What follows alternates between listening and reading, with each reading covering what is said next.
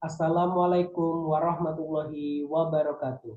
Perkenalkan, nama saya Edwan Ripaldo dengan NIM 06031282227036. Yang terhormat, Bapak Dr. Andes Iqbal Baruyan MPD, yang terhormat Ibu Dr. Dwi Hasmiyani MSI, dan yang terhormat Ibu Dian Eka Amrina SPD MPD. Baiklah, di sini saya akan memaparkan proposal penelitian yang berjudul Pengaruh lingkungan belajar terhadap motivasi belajar peserta didik kelas 12 IPS di SMA Pusri Palembang. Adapun latar belakang penelitian ini yaitu SMA Pusri Palembang memiliki lingkungan belajar yang nyaman, asri, bersih, dan kondusif. Selain lingkungan belajar, ruangan kelasnya pun tertata dalam kondisi yang rapi, nyaman, dan bersih.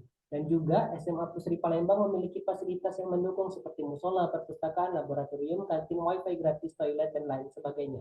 Dengan lingkungan belajar yang nyaman, asri, bersih, dan kondusif, tentunya peserta didik khususnya kelas 12 IPS dapat belajar dengan baik, fokus, tenang, dan nyaman. Akan tetapi, faktanya pada saat kegiatan pembelajaran dimulai, suasana kelas menjadi tidak kondusif dan kurangnya motivasi atau dorongan peserta didik untuk belajar. Motivasi belajar peserta didik sangat dibutuhkan, maka dari itu lingkungan sekolah memiliki peran yang besar dalam meningkatkan motivasi belajar peserta didik. Sehingga lingkungan sekolah diharuskan membuat peserta didik merasa nyaman dan tenang pada saat kegiatan pembelajaran dimulai, agar peserta didik memiliki motivasi belajar yang tinggi dan dapat mencapai hasil belajar yang diinginkan, serta memiliki keinginan yang tinggi untuk belajar. Selanjutnya yaitu rumusan masalah, tujuan, dan manfaat penelitian. Rumusan masalah, adakah pengaruh lingkungan belajar terhadap motivasi belajar peserta didik kelas 12 IPS di SMA Pusri Palembang? Tujuan penelitian untuk mengetahui ada atau tidak pengaruh lingkungan belajar terhadap motivasi belajar peserta didik kelas 12 IPS di SMA Pusri Palembang. Manfaat penelitian yang terbagi menjadi dua. Yang pertama yaitu manfaat teoritis. Dengan adanya penelitian ini diharapkan dapat menambah hasanah teori, wawasan, pengetahuan, dan pemahaman mengenai pengaruh lingkungan belajar terhadap motivasi belajar peserta didik kelas 12 IPS di SMA Pusri Palembang. Yang kedua, manfaat praktis. Bagi peserta didik diharapkan dapat mengetahui bahwa lingkungan belajar merupakan suatu hal yang sangat penting dalam menunjang kegiatan pembelajaran.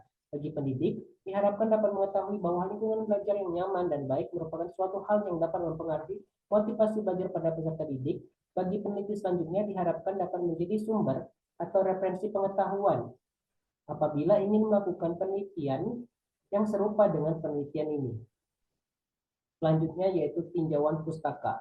Tinjauan pustaka pada lingkungan belajar terbagi menjadi 3 kajian teori. Yang pertama yaitu definisi lingkungan belajar menurut Harjali, Mariana, dan Fahriji. Yang kedua yaitu macam-macam lingkungan belajar menurut Slameto, Munib, dan Syah.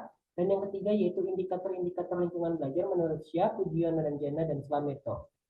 Selanjutnya yaitu tinjauan pustaka pada motivasi belajar yang terbagi menjadi 3 kajian teori. Yang pertama yaitu definisi motivasi belajar menurut Sardiman, Uno, dan Lemi. Yang kedua yaitu macam-macam motivasi belajar menurut Muawana dan Muhid, Pitt, dan Yopen, dan Sani. Dan yang ketiga yaitu indikator-indikator motivasi belajar menurut Sofianto, Hamalik, dan Sardiman. Selanjutnya yaitu penelitian terdahulu yang relevan. Yang pertama, penelitian yang dilakukan oleh Dewi Fatima pada tahun 2022 dengan judul Pengaruh Lingkungan Belajar Terhadap Motivasi Belajar Peserta Didik pada Mata Pelajaran Ekonomi di SMA Islam Azhar Palembang. Dengan hasil penelitian yaitu terdapat pengaruh lingkungan belajar terhadap motivasi belajar peserta didik pada mata pelajaran ekonomi di SMA Islam Azhar Palembang. Yang kedua, penelitian yang dilakukan oleh Erina Holifatul Husna pada tahun 2021 dengan judul Pengaruh Lingkungan Belajar Terhadap Motivasi Belajar Siswa kelas 10 di MA Al-Hikmah Langkapan Serengat Blitar. Dengan hasil penelitian yaitu terdapat pengaruh lingkungan belajar terhadap motivasi belajar siswa kelas 10 di MA Al-Hikmah Langkapan Serengat Blitar. Yang ketiga yaitu penelitian yang dilakukan oleh Eklis Muktafi Ahmad pada tahun 2023 dengan judul Pengaruh Lingkungan Belajar Terhadap Motivasi Belajar Siswa Kelas 5 Madrasah Ibtidaiyah Negeri 14 Blitar. Dengan hasil penelitian yaitu terdapat pengaruh lingkungan belajar terhadap motivasi belajar siswa kelas 5 Madrasah Ibtidaiyah Negeri 14 Blitar. Selanjutnya yaitu hipotesis penelitian yang terbagi menjadi dua, yaitu hipotesis analisis atau HA yang menyatakan terdapat pengaruh lingkungan belajar terhadap motivasi belajar peserta didik kelas 12 IPS di SMA Pusri Palembang. Selanjutnya yaitu hipotesis nol atau HO yang menyatakan tidak terdapat pengaruh lingkungan belajar terhadap motivasi belajar peserta didik kelas 12 IPS di SMA Pusri Palembang. Metode penelitian. Yang pertama yaitu jenis penelitian. Penelitian ini menggunakan pendekatan kuantitatif dengan metode eksperimental dan jenis penelitian asosiatif. Yang kedua yaitu variabel penelitian yang terbagi menjadi dua, yaitu variabel bebas atau X, yaitu lingkungan belajar, dan yang kedua yaitu variabel terikat atau Y, yaitu motivasi belajar. Selanjutnya yaitu definisi operational variable. Yang pertama yaitu lingkungan belajar. Lingkungan belajar adalah suatu tempat, wadah atau sarana bagi peserta didik dalam melakukan kegiatan belajar, beraktivitas, berkreasi, bereksplorasi, bereksperimen, bertumbuh, berkembang, dan mengekspresikan diri maupun melakukan perubahan tingkah laku ke arah yang positif. Yang kedua yaitu motivasi belajar.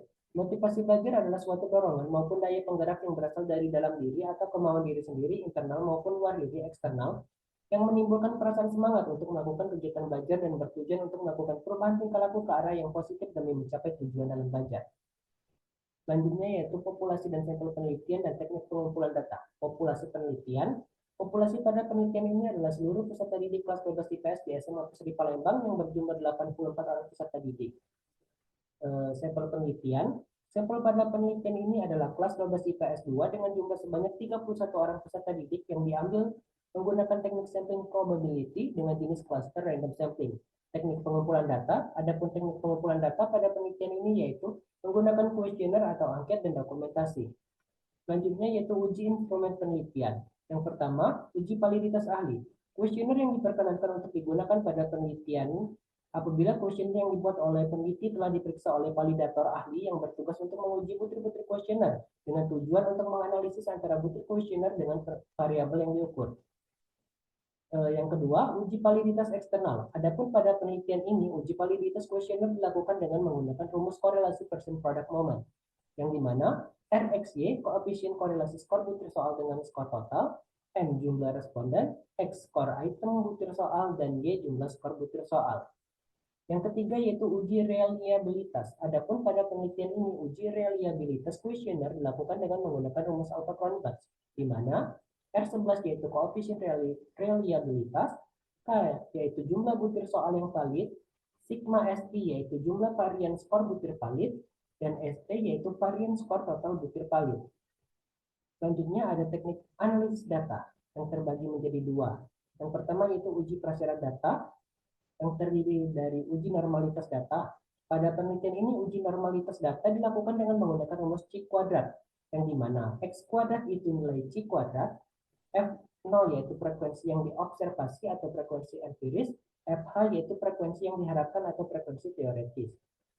Selanjutnya yaitu ada uji linearitas data. Pada penelitian ini uji linearitas data dilakukan dengan menggunakan rumus berikut, yang dimana F regresi yaitu harga F untuk regresi, RK regresi yaitu rata kuadrat regresi, RK regresi yaitu rata kuadrat regresi, dan RK residu yaitu rata kuadrat residu. Selanjutnya ada uji hipotesis yang terbagi menjadi dua. Yang pertama yaitu korelasi Pearson product moment, yang dimana RXY yaitu koefisien korelasi, N itu jumlah data, X nilai variabel X, Y nilai variabel. Dan yang kedua yaitu analisis regresi sederhana, yang dimana Y sama dengan A ditambah BX, dengan keterangan yaitu Y nilai yang akan diprediksi, A konstanta, B koefisien regresi, X nilai variabel bebas atau independen. Baiklah, mungkin itu saja pemaparan proposal yang dapat saya lakukan. Apabila teman-teman ingin mengajukan pertanyaan, silakan ajukan di forum diskusi pada e-learning. Mungkin itu saja. Saya akhiri dengan wabillahi taufiq wal hidayah. Wassalamualaikum warahmatullahi wabarakatuh.